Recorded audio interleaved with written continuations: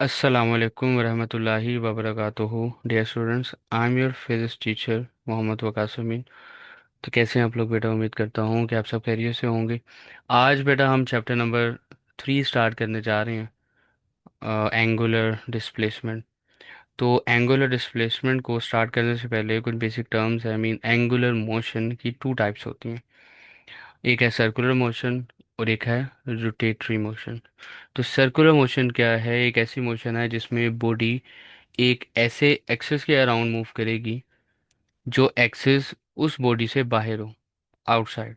Axis lies outside the body. For example कि ये imagine कर लें कोई प्लैनेट है या कोई पार्टिकल है, कोई ऑब्जेक्ट है जो कि रिवॉल्व कर रहा है इस ऑब्जेक्ट के अराउंड, ऑब्जेक्ट ए के अराउंड। चले हम इसको कंसिडर कर लेते हैं कि ये सन है ए और ये अर्थ है। ठीक है, तो अर्थ जो है ना वो रिवॉल्व कर रहा है। अब यहाँ पे हम एक एक्सिस इमेजिन करेंगे। ग्रीन कलर की एक लाइन जो मैंने ड्रॉ की है ये एक्सिस है। और इस एक्सिस के अराउंड जो है ना अर्थ क्या कर रहा है? रिवॉल्व कर रहा है। अब ये जो एक्सिस है ये अर्थ से बाहर है, बॉडी से बाहर है। तो इसमें जो एग्जांपल्स हैं, revolution of earth around the sun, revolution of a moon around earth, revolution of a electron around a nucleus. तो ये सारी इसकी एग्जांपल्स में आप मेंशन कर सकते हैं। नेक्स्ट जो टाइप है वो इसे आप स्पिन मोशन भी कह सकते हैं, रोटेशनल मोशन भी कह सकते हैं। इसमें axis lies inside the body, means यही बॉडी है और ये बॉडी अपने ही एक्सिस के अराउंड रोटेट हो रही है। तो ये जो येलो कलर की लाइन है ये एक्सिस है, जिसमें टॉप की एग्जांपल आप दे सकते हैं, सीलिंग फैन की एग्जांपल दे सकते हैं, या अर्थ अपने ही एक्सिस के अराउंड भी तो रोटेट करता है। 24 आवर्स में वो पूरा एक चक्कर कंप्लीट करता है। तो ये रोटेटरी मोशन, ये स्पिन मोशन में आप मेंशन कर सकते हैं इसको। एग्जांपल है rotation of earth around its own axis, rotation of a fan wheel and some. और यहाँ पे ये पॉइंट याद रखें कि कुछ ऐसे सिनेरियोज हैं जिनमें रोटेटरी मोशन और ऑर्बिटल मोशन इनमें फ़र्क नहीं किया जा सकता, यानी बताना थोड़ा सा डिफिकल्ट होता है। तो अब बात करते हैं एंगुलर डिस्प्लेसमेंट की। एंगुलर डिस्प्लेसमेंट को बेटा आप थीटा के साथ रिप्रेजेंट करते हैं, और angle between the two radii भी कह सकते हैं। फिर ये tells about the instantaneous displacement and tells about the direction of a motion in a 2D। अभी इन बातों को ज़रा डिटेल के साथ डिस्कस कर लेते हैं। यहाँ पे आपको एक ब्लू कलर का सर्कल नज़र आ रहा है। इमेजिन करें कि ऑब्जेक्ट जो है ना वो सर्कुलर ट्रैक पे मूव कर रहा है। इनिशियल पॉइंट P1 है और आफ्टर सम टाइम वो बॉडी जो है वो P2 पे चली जाती है। अब P1 से P2 ये जो पाथ है, ये जो डिस्टेंस है, इसको आप कहेंगे आर्क लेंथ। आर्क लेंथ भी कह सकते हैं या लीनियर डिस्प्लेसमेंट भी कह सकते हैं। और ये रेडियस है, एक रेडियस ये, एक रेडियस ये। मतलब कि मी सेंटर से एक्सट्रीम तक का डिस्टेंस रेडियस ही होगा ना। तो आप देखेंगे दो रेडियस के दरमियान में ये थीटा बन रहा है एंगल। ये जो थीटा है ना इसको आप कहेंगे एंगुलर डिस्प्लेसमेंट। तो अब आपको ये ऊपर जो मैंने टर्म बताई थी, angle between the two radii, कि अगर कोई ऑब्जेक्ट सर्कुलर पाथ में मूव करेगा तो इनिशियल पॉइंट और फाइनल पॉइंट इनके दरमियान में बनने वाला जो एंगल थीटा होगा ना इसको आप कहेंगे angular displacement. How can you define it? Angular displacement is defined as angle subtended at the center of a circle by a point moving in the circular path। यानी सेंटर में बनने वाला angle है जो कि मूविंग पॉइंट्स को represent करेगा। Moving points मतलब P1 है फिर P2 है, तो इनके दरमियान में बनने वाला जो एंगल होगा वो थीटा होगा। अब लीनियर डिस्प्लेसमेंट और एंगुलर डिस्प्लेसमेंट का जो रिलेशन है ना ये इक्वेशन आपको प्रोवाइड करती है। एस जो है इसको लीनियर डिस्प्लेसमेंट भी कहेंगे, आर्क लेंथ भी कहेंगे, आर जो है वो रेडियस है, थीटा जो है ना वो एंगुलर डिस्प्लेसमेंट है। ये देखें, ये एस है डायग्राम में, P1 से P2 आर्क लेंथ जो है ये एस है। तो इसका proof as a short question पूछा जा सकता है। तो angular displacement is equal to arc length divided by radius. Arc length S है, रेडियस आर है। अब आप दोनों साइड को आर के साथ मल्टीप्लाई करेंगे, तो थीटा के साथ मल्टीप्लाई करेंगे आर को, is equal to S divided by R, multiply करेंगे आर, आर आर के साथ कैंसिल हो गया। और यहाँ पे आपके पास S is equal to R theta, ये इक्वेशन आ गई आपके पास। सिंपल सी इक्वेशन। नेक्स्ट बेटा, angular displacement have a unit, यानी ये एक इम्पोर्टेंट पॉइंट है कि ये एंगुलर डिस्प्लेसमेंट का यूनिट तो है, लेकिन ये डायमेंशन लेस क्वांटिटी है। तो ये पॉइंट आपने याद रखना है फिजिक्स में।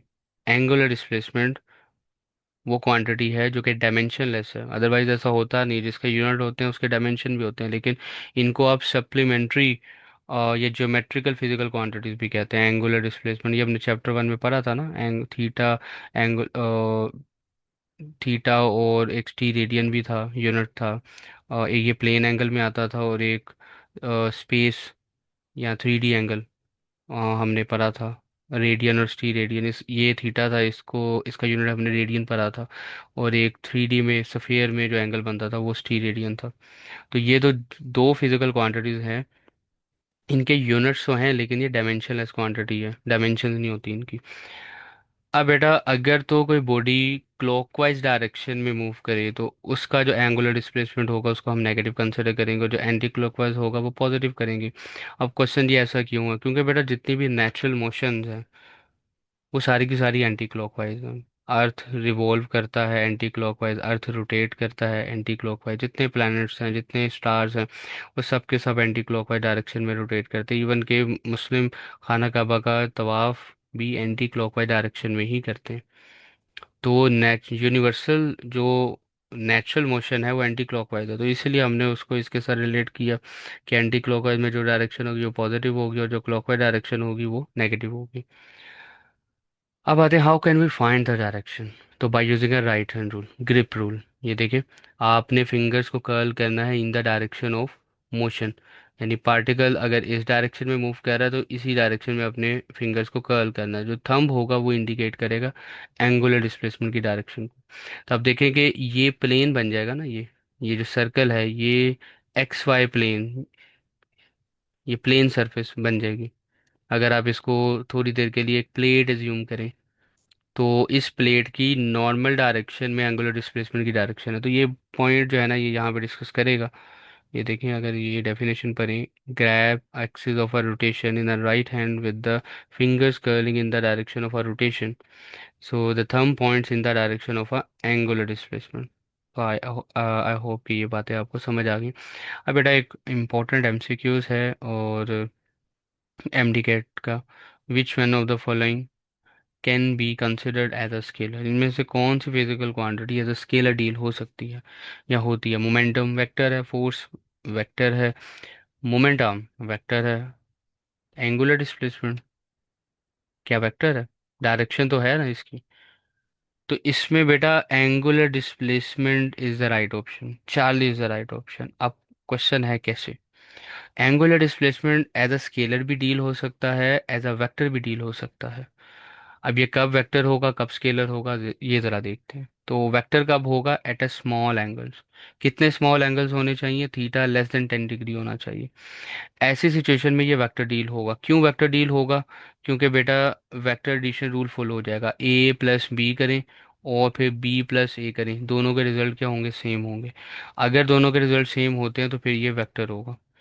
और क्योंकि वेक्टर की प्रॉपर डेफिनेशन जो है ना, वो वेक्टर वो फिजिकल क्वांटिटी है जिनकी मैग्नीट्यूड हो, यूनिट हो, डायरेक्शन और साथ ही साथ वो वेक्टर एडिशन रूल को फॉलो भी करें।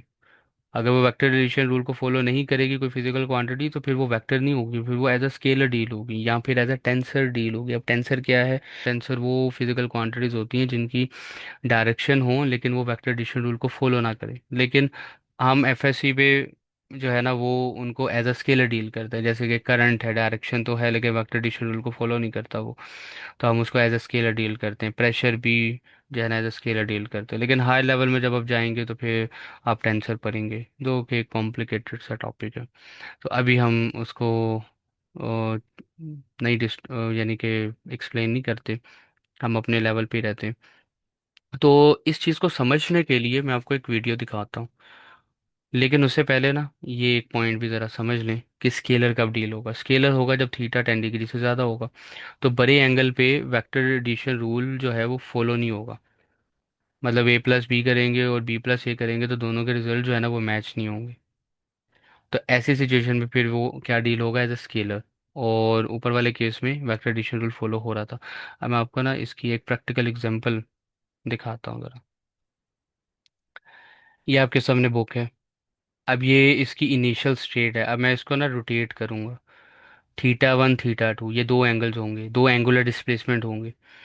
पहले आपने ज़रा ना ये याद रखना है कि किस डायरेक्शन में मैं पहले रोटेट कर रहा हूँ। थीटा 1 और थीटा 2 को याद रखना है बस। ये देखिए, ये आगे की तरफ, फॉरवर्ड डायरेक्शन आपकी तरफ, ये है होगा थीटा 1। अब ये मैं बड़े एंगल पे कर रहा हूँ, 90 डिग्री तक मैंने रोटेट किया। तो ये है थीटा 1 आगे की तरफ। अब बुक जो है ना वो राइट साइड पे रोटेट होगी, वो होगा थीटा 2। ये देखिए, ये राइट साइड पे होगी। अब ये आपका रिजल्ट है। यानी थीटा 1 आपने आगे की तरफ किया, और थीटा 2 आपने राइट साइड पे किया, और बड़े एंगल पे किया 90 डिग्री पे। तो अब ये आपका जो फाइनल रिजल्ट है ना, ये आ रहा है। अब मैं क्या करूँगा, मैं थीटा 2 को पहले करूँगा और थीटा 1 को बाद में करूँगा। ये अभी मैंने क्या किया था, थीटा 1 प्लस थीटा 2। ठीक है, थीटा 1 प्लस थीटा 2। अब मैं करूँगा थीटा 2 प्लस थीटा 1। अब मैं पहले राइट साइड पे रोटेट करूँगा, पहले राइट साइड पे रोटेट नहीं किया था मैंने। आप ज़रा देखें, अब राइट साइड पे ये थीटा 2 आ गया, और अब आगे की तरफ ये हो गया थीटा 1। अब ज़रा देखें प्रोडक्ट, क्या ये प्रोडक्ट मैच कर रहे हैं? नहीं मैच कर रहे, यानी theta 1 plus theta 2 is not equal to theta 2 plus theta 1। तो जब वेक्टर एडिशन रूल फॉलो नहीं होगा, ये देखें यहाँ पे ये चीज़ एक्सप्लेन की हुई है। ये हमने थीटा 1 प्लस थीटा 2 का रिजल्ट था, और ये थीटा 2 प्लस थीटा 1 का रिजल्ट था। तो दोनों मैच नहीं कर रहे हैं, दोनों डिफरेंट है। तो इसका मतलब है ये यहाँ पे एज अ स्केलर डील होगा। ठीक है। अब दोबारा देखें। अब मैं इसको रोटेट करूँगा स्मॉलर एंगल्स पे, आगे की तरफ थीटा 1 और राइट साइड पे थीटा 2। आप ज़रा नोट डाउन कर लें, ये आपको फिजिक्स अभी भी शो हो रहा है, फिजिक्स पढ़ा लिखा हुआ नज़र आ रहा है आपको। अब मैं राइट साइड पे पहले रोटेट करूँगा, ये है थीटा 1 प्लस थीटा 2। अब देखें, अब राइट साइड पे थीटा 2 और थीटा 1। अभी भी आपको वही पिक्चर नज़र आ रही है। अब ये मैंने थोड़ा से ज़्यादा बड़े एंगल पे, अगर मैं बहुत ज़्यादा स्मॉल एंगल पे इसको रोटेट करूँ ना, तो बुक तो तकरीबन तकरीबन बिल्कुल स्ट्रेट ही रहेगी, तो इतनी ज़्यादा उसमें फ़र्क नहीं आएगा। अभी भी आपको फिजिक्स ही नज़र आ रहा है, मीन्स के approximately theta 1 plus theta 2 is equal to theta 2 plus theta 1 है इस सिनेरियो में। तो ये छोटा एंगल था, स्मॉल एंगल था, मैंने स्मॉल एंगल पे इनको क्या करवाया था, बुक को रोटेट करवाया। तो ये देखें, ये थीटा 1 प्लस थीटा 2 है, इक्वल हो गया थीटा 2 प्लस थीटा 1। तो आई होप कि ये आपको जो प्रैक्टिकल डेमोन्स्ट्रेशन है ये आपको समझ आ गया होगा। अब बेटा हम आगे चलते हैं। यूनिट इसके कितने हैं? एंगुलर डिस्प्लेसमेंट के ना तीन यूनिट्स हैं, रेडियन है, डिग्री है, रेवोल्यूशन है। रेडियन जो है वो एसआई यूनिट है। जब भी कोई न्यूमेरिकल आएगा डिग्री में, रेवोल्यूशन में, एंगुलर डिस्प्लेसमेंट अगर दिया जाएगा, तो आपको उसमें आपने उसको क्या करना है जी, रेडियन में कन्वर्ट करना है। अब बेटा यूनिट को डिस्कस करने से पहले, अगर हम लीनियर डिस्प्लेसमेंट की बात करें, तो लीनियर डिस्प्लेसमेंट का यूनिट मीटर है।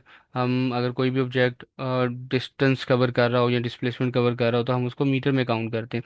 लेकिन एंगुलर डिस्प्लेसमेंट को हम मीटर में काउंट नहीं कर सकते, क्योंकि कोई सेंस ही नहीं बनती। For example fan covers 100 metre, अजीब सा लग रहा है ना। फैन तो रोटेट करता है, तो उसको, उसकी जो रोटेशन है ना, उसको हम डिग्री के साथ काउंट कर सकते हैं, रेवोल्यूशन के साथ काउंट कर सकते हैं, या रेडियन के साथ काउंट कर सकते हैं। तो angular displacement tell us motion of object in angles. For example body cover 100 metre in a circle, कोई प्रॉपर अंडरस्टैंडिंग नहीं बन रही। लेकिन अगर मैं कहूँ कि body moves 180 degree in a circular track, तो 180 डिग्री का मतलब है आधा सर्कल हो गया, यानी कि semi circle, half circle body ने कवर कर लिया। तो इसकी कुछ सेंस बन रही है। सर्कुलर मोशन में बॉडी के पास दोनों डिस्प्लेसमेंट होते हैं, लीनियर डिस्प्लेसमेंट भी होगा और एंगुलर डिस्प्लेसमेंट भी होगा, लेकिन इस चैप्टर में हमारा जो फोकस है ना, वो एंगुलर डिस्प्लेसमेंट पे होगा। और लीनियर डिस्प्लेसमेंट क्या है बेटा? वही आर्क लेंथ। ठीक है। तो अब देखें, डिग्री में अगर मैं पूरे एक साइकिल की बात करूं, सर्कल की बात करूं, तो पूरा एक चक्कर जो है ना 360 डिग्री के इक्वल होगा in terms of a degree. लेकिन रेडियन में वो क्या होगा, 2 पाई रेडियन के इक्वल हो जाएगा। और रेवोल्यूशन, रेवोल्यूशन का मतलब होता है एक पूरा चक्कर, एक साइकिल। तो 1 रेवोल्यूशन मतलब एक साइकिल। अब इन तीनों बातों को अगर मैं कंबाइन कर दूं, तो ये मेरे पास ही क्वेश्चन आ जाएगी। बेटा ये क्वेश्चन आपने याद रखनी है, जब भी आपने कन्वर्जन करनी है ना, तो ये क्वेश्चन बहुत ज़्यादा हेल्प करेगी आपको आपको। अब इसको थोड़ा सा और ज़रा डिवाइड कर लेना, टू के साथ डिवाइड करें 180 डिग्री आ जाएगा, टू पाई को टू के साथ डिवाइड करेंगे पाई आ जाएगा, वन रेवोल्यूशन को टू के डिवाइड करेंगे तो 1/2 रेवोल्यूशन। तो ये सारे इक्वल है। फिर 180 को दोबारा टू पे डिवाइड करें 90 डिग्री पाई/2 रेडियन, फिर 1/4 रेवोल्यूशन, फिर 45 डिग्री पाई/4 रेडियन एंड 1/8 रेवोल्यूशन। तो ये आपको फिंगर टिप्स पे याद होनी चाहिए। अब कुछ कन्वर्जन्स करते हैं। डिग्री से रेडियन में जाना है। अगर आपको क्वेश्चन डिग्री में दिया गया हो और आपने रेडियन में कन्वर्ट करना है, फॉर एग्जांपल ये क्वेश्चन है how many radian in 30 degree. तो सबसे पहले तो आपने ये इक्वेशन लिखनी है। अब आपने इसमें देखना है कि किस में कन्वर्जन करनी है, कहाँ किससे कहाँ पे कन्वर्जन करना है। डिग्री में है तो आपने यहाँ से 360 डिग्री पुट करना है।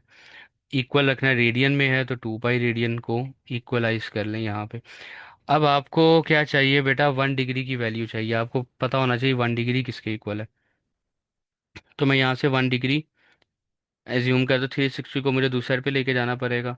तो ये दूसरे पे जाके क्या हो जाएगा, डिवाइड हो जाएगा। सिंप्लीफाई करें, ये आ जाएगा 180।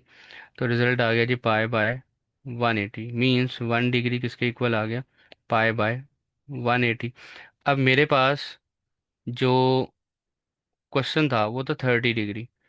अब देखिए 30 डिग्री को आपने रेडियन में जब कन्वर्ट करना है तो आपको मल्टीप्लाई करना है इसको पाई/180 के साथ। अब जीरो जीरो के साथ कैंसिल, ये 6, तो आंसर क्या आ गया, पाई/6 रेडियन। मीन्स 30 डिग्री में कितने रेडियन होंगे, पाई/6 रेडियन होंगे। इसका मतलब है जब भी डिग्री से रेडियन में जाना है तो आपको क्या करना है, डिग्री वाले क्वेश्चन को मल्टीप्लाई करना है पाई/180 के साथ। बिल्कुल इसका ऑपोजिट कर दें, रेडियन टू डिग्री अगर आपने जाना है तो पाई/180 के साथ नहीं मल्टीप्लाई करेंगे, 180 डिवाइडेड बाई पाई के साथ मल्टीप्लाई करेंगे। अब इसको ज़रा डिटेल के साथ देखते हैं। दोबारा से आपने 360 डिग्री को 2 पाई रेडियन के इक्वल ले आए। अब पाई/4 रेडियन है तो आपको रेडियन की वैल्यू पता होना चाहिए, 1 रेडियन की। तो अब आप यहाँ पे 1 रेडियन लाने के लिए 2 पाई को दूसरे पे ले जाएंगे, तो 360 डिग्री डिवाइडेड बाई 2 पाई। इसको सिंप्लीफाई करेंगे तो ये आ जाएगा 180 डिवाइडेड बाई पाई। तो अब क्वेश्चन में पाई/4 है, तो पाई/4 को मल्टीप्लाई करेंगे आप 180 डिवाइडेड बाई पाई, पाई पाई के साथ कैंसिल हो गया। इसको आप ये 2 आ जाएगा, ये 90, और फिर सिंप्लीफाई करने के बाद आंसर आएगा 45 डिग्री, विच मीन कि पाई/4 रेडियन में कितने एंगल कितने डिग्री होते हैं, 45 डिग्री। आई होप कि ये कन्वर्जन समझ आ गई आपको। और बेटा ये पॉइंट आपने याद रखना है, 1 radian is equal to 57.3 degree. Means उसी को अगर आप सिंप्लीफाई करें ना आप, 180 डिवाइडेड बाई पाई को, जिसको सिंप्लीफाई करें तो आपके पास 57.3 डिग्री आ जाएगा। ये आपका एमसीक्यूज है, वो इसको प्रूफ करने के लिए भी दिया जा सकता है, show as a short question के तौर पे। तो ये प्रूफ है इसका, यानी यहाँ से लेके यहाँ तक 180 डिवाइडेड बाई पाई है ना, तो इसको आप 57.3 डिग्री के इक्वल कर लें, तो ये आपका प्रूव हो गया। तो ये 2 मार्क्स का क्वेश्चन पूछा जा सकता है, और ये इटसेल्फ एक एमसीक्यूज भी है। अब आते हैं रेडियन एंड रेवोल्यूशन पे। How many revolution in a पाई/8 रेडियन। तो काम वही है बेटा, पहले तो इक्वेशन लिखे, 360 degree is equal to 2 pi radian और इज इक्वल टू 1 रेवोल्यूशन, और इसमें वो दो वैल्यूज कंसिडर करनी है जिसके बारे में पूछा हुआ है। जैसे रेडियन पूछा हुआ है ना, तो 2 पाई रेडियन लिखूंगा, इसको इक्वल करूंगा। रेवोल्यूशन के बारे में पूछा हुआ है तो 1 रेवोल्यूशन। अब आपको पाई 1 रेडियन, 1 रेडियन की वैल्यू चाहिए आपको। ठीक है, यहाँ पे देखें ना, रेडियन की वैल्यू पुट करेंगे आप, तो 1 रेडियन कैसे निकालेंगे, 2 पाई को दूसरे पे ले जाएं तो ये हो जाएगा 1/2 पाई रेवोल्यूशन। अब तो कहानी आसान हो गई बेटा। अब आपने क्या करना है, ये जो पाई/8 रेडियन है, रेडियन की जगह क्या पुट कर दें, 1/2 पाई पुट कर दें, सिंप्लीफाई करें तो ये आ जाएगा। अच्छा, पाई पाई के साथ कैंसिल हो गया, और बेटा ये आ गया 1/8 टू द 16। ठीक है, तो इसका मतलब हुआ कि पाई/8 रेडियन में 1/16 रेवोल्यूशन। तो इस तरह से आपने और भी कन्वर्जन्स करनी है, आप बहुत इजी वे में कर सकते हैं। कोई भी कन्वर्जन हो इस इक्वेशन से ही आपने करनी। जिन यूनिट्स जिस यूनिट में जाना है वो 2 यूनिट आपने यहाँ से पिक करने हैं, और फिर इसको इसी तरह सिंप्लीफाई करके कैलकुलेट करना है। ये मैं ओवरऑल समरी आपको बता रहा हूँ। देखिए, येलो कलर के जो येलो कलर के जो एरोज हैं उनको ज़रा देखें, डिग्री से रेडियन में जाना है। तो आपको मल्टीप्लाई करना है पाई बाय 180 के साथ। फिर अगर आपने रेडियन से रेवोल्यूशन में जाना है तो आपको डिवाइड करना पड़ेगा 2 पाई के साथ।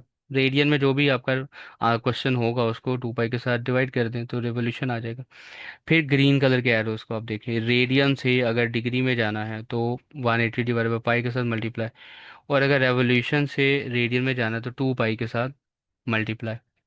देखो ना, ऊपर डिवाइड करना है 2 पाई के साथ रेडियन से रेवोल्यूशन, और रेवोल्यूशन से रेडियन में जाना है तो उसी नंबर के साथ मल्टीप्लाई कर देना, ऑपोजिट। यहाँ भी ऐसा ही है, पाई बाय 180 के साथ मल्टीप्लाई किया डिग्री से रेडियन में जाने के लिए, और जब रेडियन से डिग्री में आना है तो 180 डिवाइड बाई पाई। इसी तरह डिग्री से रेवोल्यूशन में जाना है तो डिवाइड बाय 360 डिग्री, और रेवोल्यूशन से डिग्री में जाना है तो मल्टीप्लाई बाय 360 डिग्री। तो आई होप कि ये लेक्चर आपको समझ आ रहा है। अब आते हैं वन रेडियन को डिफाइन कर लेते हैं, ये भी बेटा बहुत इंपॉर्टेंट शॉर्ट क्वेश्चन है। पहले तो इसको ज़रा समझ लें, रेडियन क्या है। रेडियन तो एंगुलर डिस्प्लेसमेंट का यूनिट है। तो ज़रा तवज्जो करें कि ये रेडियस है। अगर आर्क लेंथ और रेडियस इक्वल हो जाए, सपोज करें कि रेडियस में कहता हूँ 2 मीटर है, तो अगर आर्क लेंथ भी क्या हो जाए 2 मीटर हो जाए, तो अब दरमियान में बनने वाला जो एंगल होगा ना वो 1 रेडियन होगा। जब आर्क लेंथ और रेडियस इक्वल हो जाए तो बनने वाला एंगल किसके इक्वल होगा, 1 रेडियन के इक्वल होगा। और यही यहाँ पे इसकी डेफिनेशन में मेंशन है। ज़रा डेफिनेशन रीड आउट करें। 1 radian is an angle subtended at the center of a circle by an arc whose length is equal to the radius of the circle। So I hope कि ये definition समझ आ गई है। If S is equal to R then theta is equal to 1 radian.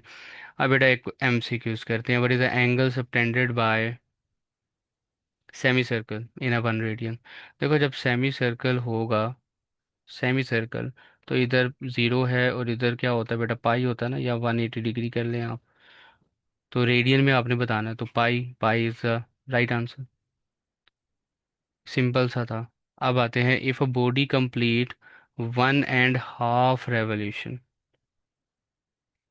Body complete 1.5 revolution mean 1.5 revolution, what is its angular displacement in a radian. Angular displacement find out करना है आपने radian में। अब देखें 1.5 रेवोल्यूशन, तो आपको 1 revolution किसके equal होता है, 2 पाई रेडियन के इक्वल होता है ना। तो यहाँ पे आप सिंपल क्या करें, 1 रेवोल्यूशन की वैल्यू पुट कर दें, 2 पाई पुट करें, तो आपके पास क्या आ जाएगा, 3 पाई रेडियन आ जाएगा। Beta is the right option. Next एक और क्वेश्चन कर लेते हैं बेटा।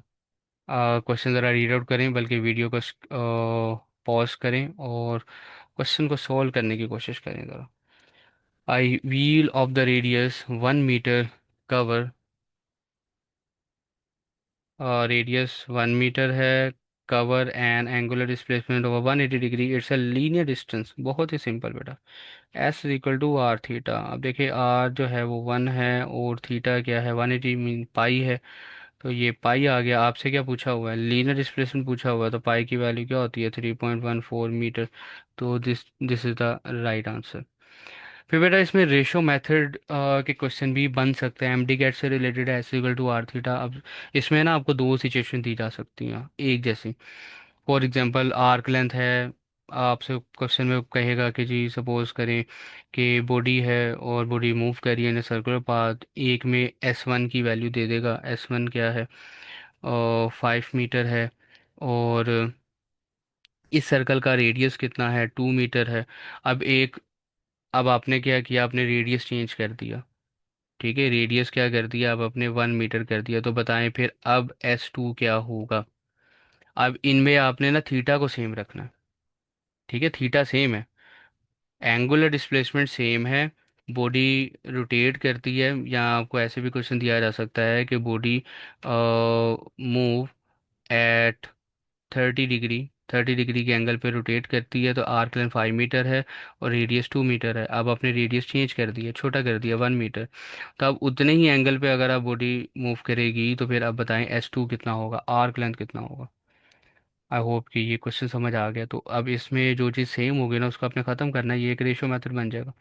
S2 फाइंड आउट करना है, S2 को सब्जेक्ट बनाए, बाकी सारे पैरामीटर दूसरे पे ले जाएं तो फाइंड आउट हो जाएगा। इसी तरह अगर अब S1 S2 theta 1 theta 2 R अगर सेम है तो ये इक्वेशन बन जाएगी, और अगर S सेम है तो ये R1 R2 theta 2 divided by theta 1 ये वाली इक्वेशन बन जाएगी। तो आई होप कि ये लेक्चर आपको अच्छे से समझ आ गया। मज़ीद कोई क्वेश्चन हो तो आप मुझसे कमेंट बॉक्स में पूछ सकते हैं। आपसे मुलाकात होगी बेटा आप नेक्स्ट लेक्चर में। अपना बहुत सारा ख्याल रखें, तब तक के लिए अल्लाह हाफिज़।